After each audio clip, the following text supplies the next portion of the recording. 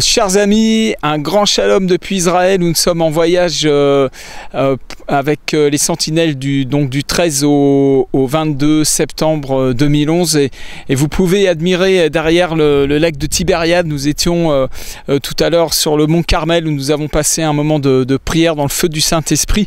Le mont Carmel, c'est cet endroit où le prophète Élie a confronté l'esprit de l'idolâtrie. C'est l'endroit où nous avons besoin de faire un choix radical, de choisir Dieu, le Dieu unique, le Dieu vivant, comme seul Dieu. Et puis nous sommes là dans la région des Béatitudes, l'endroit où Jésus a prêché les Béatitudes, et j'aimerais vous partager un passage des Écritures dans le Nouveau Testament, dans l'Évangile de Luc, et nous voyons Jésus qui commence en levant les yeux vers ses disciples, dit: heureux vous qui êtes pauvres, parce que le royaume de Dieu est à vous. Heureux vous qui avez faim maintenant, parce que vous serez rassasiés. Heureux vous qui pleurez maintenant, parce que vous serez dans la joie. Vous serez heureux lorsque les hommes vous haïront, vous chasseront, vous diront des outrages et rejetteront votre nom comme mauvais à cause du Fils de l'homme. Réjouissez-vous en ce temps-là et tressaillez de joie, parce que votre récompense sera grande dans le ciel. C'est extraordinaire. Jésus a dit cette parole dans cette région, peut-être c'est ici, la colline en face, et le Seigneur, nous voyons dans ce passage, il nous appelle au bonheur. Jésus dit qu'on va être heureux de marcher avec lui, heureux de vivre selon les principes du royaume. C'est ce passage où il dit: heureux les pauvres. La Bible Chouraki traduit heureux les humiliés du souffle. Et vous savez, quand on est pauvre, d'être pauvre, ça rend pas heureux. Et je pense pas que Dieu il veuille que vous soyez pauvre. Dieu, le Dieu d'Abraham, le Dieu d'Isaac, c'est un Dieu qui enrichit, qui bénit. Et l'évangile de prospérité, ça n'existe pas. L'évangile rend prospère de toute manière, parce que l'évangile vous délivre de ce qui rend l'humanité pauvre. Qu'est-ce qui rend l'humanité pauvre? Eh bien, c'est le péché. C'est le péché, c'est la drogue, c'est le mensonge, c'est le crime. Toutes ces choses-là rendent l'humanité pauvre. Et Dieu veut pas que vous soyez ni sous la puissance du péché, ni pauvre. Alors pourquoi Jésus a dit heureux les pauvres? Eh bien, tout simplement parce que dans la bouche du Christ, c'est heureux les humiliés du souffle, le souffle de l'esprit. Le Saint-Esprit veut humilier notre orgueil, veut humilier notre chair prétentieuse. Et quand vous êtes humilié, que la Bible dit humiliez-vous sous la main puissante de Dieu. Vous savez, la Bible dit encore que l'humilité précède la gloire.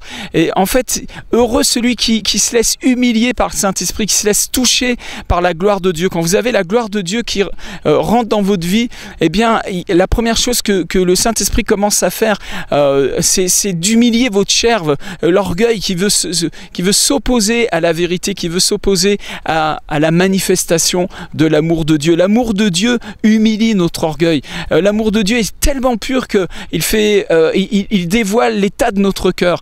Et n'ayez pas peur de cela, n'ayez pas peur d'être dévoilé par l'amour de Dieu. Cette lumière sainte, cette lumière gracieuse n'est pas là pour vous condamner, pour vous détruire, mais elle est là pour vous libérer, vous délester de ce qui vous tire vers le bas.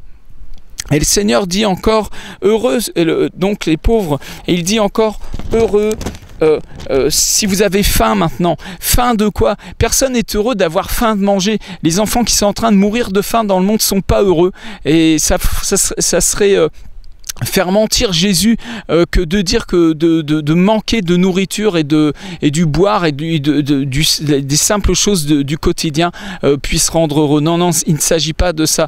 C'est plutôt ayez faim du ciel, ayez faim de le connaître lui, d'être rempli de la gloire du Seigneur. Et ceux qui ont faim de Dieu, qui ne sont pas satisfaits avec leur petite religion, avec leur petit confort personnel, mais c'est des gens qui sont en train de tirer au plus profond de leur être.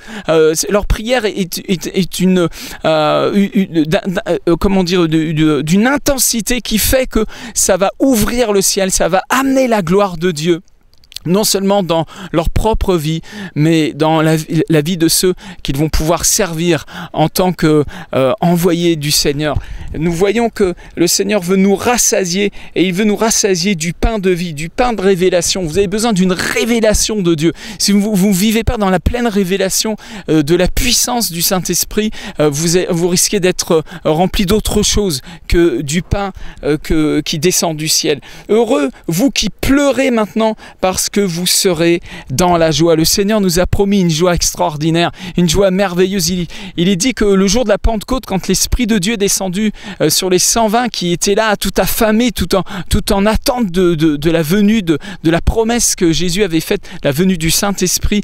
Mais quand ils ont été revêtus, remplis du Saint-Esprit, il dit que les gens qui les ont vus là, ils pensaient qu'ils avaient bu du vin doux, c'est-à-dire qu'ils étaient dans une ivresse, et la joie du Seigneur va vous enivrer. Heureux, vous qui pleurez dans votre conversion, vous êtes en train de chercher Dieu avec une certaine douleur, et bien j'ai une bonne nouvelle pour vous.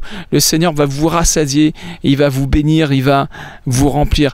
Je vous laisse un instant encore découvrir derrière moi ce paysage magnifique, extraordinaire, qui est à la gloire de Dieu, le lac de Tibériade, où nous pouvons lire dans les évangiles l'épopée de Jésus-Christ et ce qui s'est passé à son époque.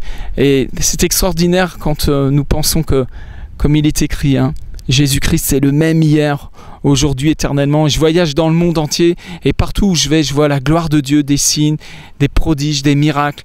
Et depuis Jérusalem, bientôt on sera à Jérusalem, on vous enverra aussi ce shalom. Et depuis cet endroit, nous vous envoyons le shalom d'Israël, le shalom du Dieu vivant, qu'il vous bénisse, qu'il vous fasse du bien. Et peut-être c'est un moment pour vous, puisque vous écoutez cet enseignement, ce partage, eh bien c'est peut-être le moment pour vous de livrer enfin votre vie à Jésus, à Yeshua Mashiach, celui qui est mort sur la croix pour vous. Il a été crucifié pour vous, il a donné sa vie pour vous, son sang a coulé pour vous laver du péché. Et si aujourd'hui vous découvrez tout à nouveau peut-être, ou pour la première fois, que Jésus est mort pour vous, eh bien vous pouvez le recevoir maintenant, parce qu'il est vivant, il est ressuscité. Et je vous invite simplement à donner votre vie à Jésus à l'instant même. Que Dieu vous bénisse. Amen.